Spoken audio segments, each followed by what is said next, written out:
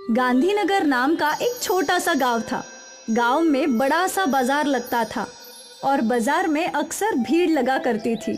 गर्मियों के मौसम में ये सारी भीड़ बलदेव के पेप्सी की दुकान पर लगी रहती थी। अरे बलदेव काका, मुझे ऑरेंज वाली पेप्सी दे दो। मुझे येलो वाली। और मुझे लाल वाली। बच्चे हो या बड़े, सभी को बलदेव की पेप्सीज बहुत पसंद आती थी और बलदेव पूरी ईमानदारी से पेप्सी बनाया करता था। अच्छा फिल्टर पानी, साफ चीनी और साफ सुथरे तरीके से वो जूस बनाकर उन्हें प्लास्टिक की थैलियों में भरा करता था। बलदेव की 1 रुपए वाली पेप्सी बहुत बिका करती थी। कुछ ही देर में उसका सारा स्टॉक खत्म हो जाया करता था। अरे काका, पेप्सी है क्या?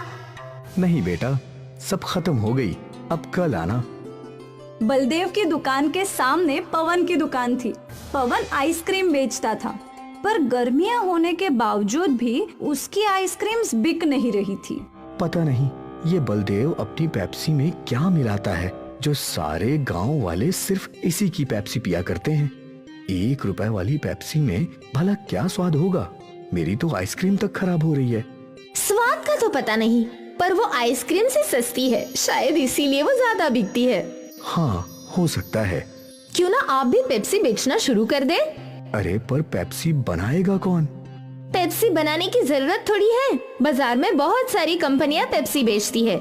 आप भी उनसे खरीद कर बेच सकते हो। सोच लो, बहुत मुनाफा होगा। वैसे आइडिया तो अच्छा है, कल ही शहर जाकर ढेर सारी पेप्सी खरीद लाता हूँ। ठीक है। अगली सुबह पवन शहर से ढेर सारी जूस वाली पेप्सीज ले आया और उसने वो सब अपने फ्रिज में रख दी।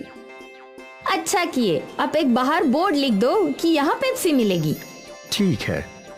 पवन ने एक बोर्ड पर लिखा कि यहाँ पेप्सी मिलेगी और ये बोर्ड अपनी दुकान के बाहर लगा दिया। कुछ देर बाद एक छोटे बच्चे ने वो बोर्ड पढ़ा। यहाँ पेप्सी मिलेगी। काका, कौन कौन से कलर है? सब कलर है, तुम्हें कौन सा चाहिए ये बताओ। मुझे तो एक येलो वाली और एक ऑरेंज वाली चाहिए। पवन ने उस बच्चे को 2 पेप्सी के पैकेट्स थमा दिए। वो बच्चा वही खड़े खड़े पेप्सी पीने लगा। ये तो बढ़िया है, मजा आ गया। ये लो, एक और पेप्सी मेरी तरफ से फ्री। जाकर अपने दोस्तों को भी बताना, मेरी दुकान में पेप्सी मिलती है। हाँ हाँ काका, जरूर बताऊंगा। और पवन का ये फंडा काम कर गया। वो बच्चा दौड़ते हुए गांव में गया और कुछ देर बाद अपने कुछ दोस्तों के साथ लौटा। यही वो दुकान है। मुझे भी 2 ऑरेंज वाली चाहिए और मुझे 3 लाल वाली। पवन ने सबको पेप्सी दे दी और बस तब से कई लोगों ने पवन की दुकान से पेप्सी खरीदी। आज तक गांव वालों ने बस बलदेव की पेप्सी चखी थी, पर आज उन्हें कंपनी का स्वाद भी अच्छा लगने लगा था। अरे वाह, ये काले रंग वाली पेप्सी तो मैं पहली बार पी रहा हूँ।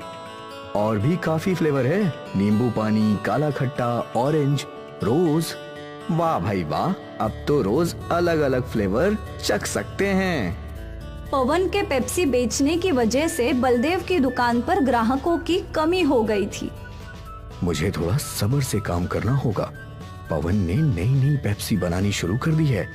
इससे गांव वाले उसकी दुकान पर जा रहे हैं, पर मुझे यकीन है कि वो सब लौटेंगे। बलदेव अपने आप को तसल्ली दे रहा था। अगले कुछ दिनों तक पवन के दुकान पर पेप्सी के लिए भीड़ लगी रही और यहाँ बलदेव का धंधा मंदा था। गांव के सरपंच बलदेव की दुकान पर आए। क्या हुआ बलदेव, आज परेशान लग रहे हो? अब क्या बताऊं काका, पवन शहर से पेप्सी लाकर बेच रहा है। अब तो मेरे ग्राहक कम हो गए हैं। कोई बात नहीं, ये बस कुछ ही दिनों की बात है। कोई भी नई चीज के पीछे गांव वाले दौड़ पड़ते हैं। तू तो जानता है, सब्र रख, सब ठीक हो जाएगा।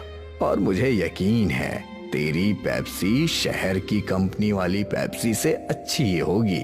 अब एक काम कर, मुझे 50 पेप्सी दे दे। आज शहर से मेरे पोता पोती आ रहे हैं। ठीक है सरपंच जी। बलदेव ने सरपंच जी को 50 पेप्सी दे दिए और वो खुश